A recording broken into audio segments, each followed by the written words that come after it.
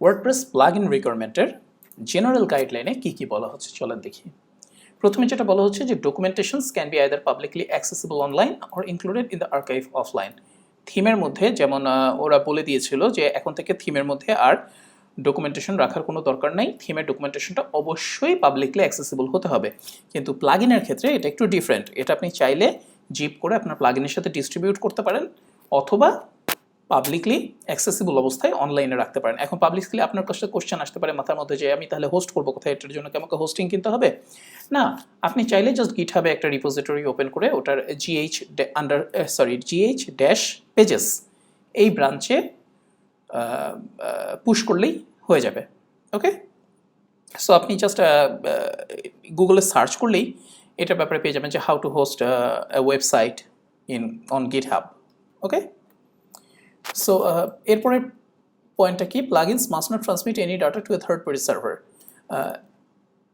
Plugin থেকে আপনি যদি কোনো এক্সটার্নাল এপিআই কল করতে চান বা মানে ইউজারের ডেটা যদি বাইরের কোনো এপিআইতে পাঠাতে চান, তাহলে যেটা করতে হবে অবশ্যই আগে ইউজারকে ইনফর্ম করতে হবে যে আমি এই ডাটাগুলো বাইরে পাঠাচ্ছি। সো ইউজার যদি আপনাকে পারমিশন দেয় দেন আপনি এই এপিআইগুলো, থার্ড পার্টি এপিআইগুলো কল করতে পারবেন। অথবা মনে করেন আপনি যে কোনোভাবে সেটা ট্রান্সমিশন হোক, এপিআইতে হোক, মনে করেন ইমেইলে হোক, এনিথিং।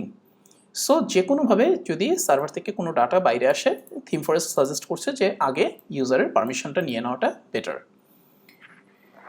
আর এখানে কি বলছে, plugins must not advertise or upsell premium services.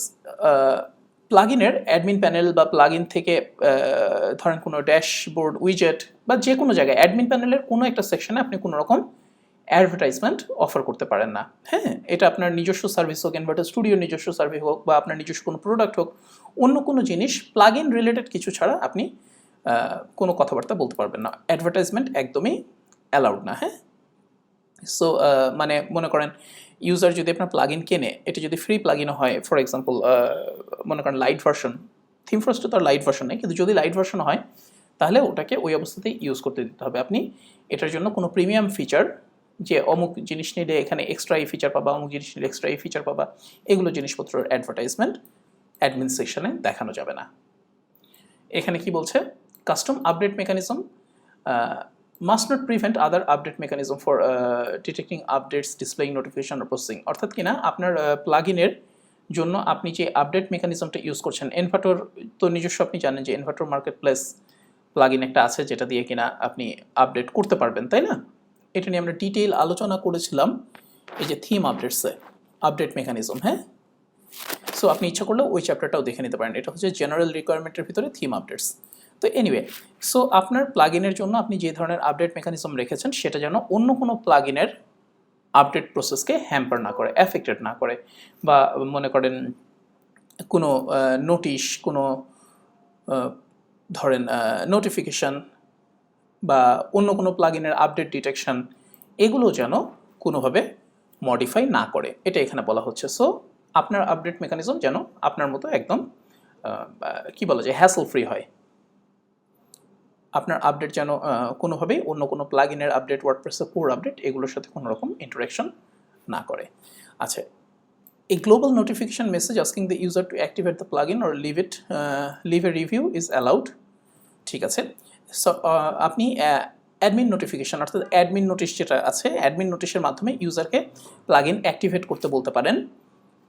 এটা আপনি পারচেস কোড দিয়ে অ্যাক্টিভেট করতে বলতে পারেন, অথবা মনে করেন বলতে পারেন যে তুমি একটা রিভিউ দিয়ে আসো, কিন্তু এটা অবশ্যই ডিসমিসেবল হতে হবে। অর্থাৎ ইউজার যদি ক্লোজে ক্লিক করে একবার নোটিশটা ক্লোজ করে দেয়, তাহলে আপনি এটা আবার তাকে দেখাতে পারবেন না। হ্যাঁ, কিন্তু এখানে যে একটা এক্সেপশন আছে সেগুলো হচ্ছে নন ডিসমিসেবল মেসেজ কোথায় কোথায় দেখানো যাবে, শুধুমাত্র প্লাগইনের প্যানেলে, অর্থাৎ প্লাগইনের আপনার অপশন প্যানেল বা প্লাগইনের সেটিংস প্যানেল যে পেজগুলো আছে শুধুমাত্র সেগুলোতেই আপনি মেসেজ দেখাতে পারবেন। ওখানে ইউজার ক্লোজ করলেও আপনি আবার ওটাকে দেখাতে পারবেন, অথবা একদম নন ডিসমিসেবল করেই দেখাতে পারবেন যাতে ইউজার ওটা ক্লোজ না করতে পারে।